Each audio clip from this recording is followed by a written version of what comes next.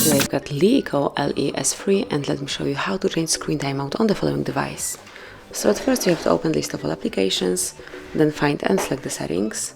Now locate and open display, and here you will notice sleep tab. Smoothly click on it, and now pick if you would like your device to fall asleep after 15 seconds of inactivity, 30 seconds, 1, 2 minutes, or even 5 minutes.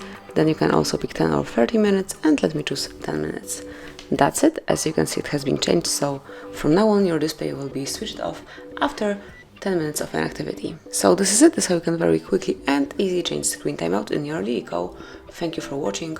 Please subscribe our channel and leave the thumbs up.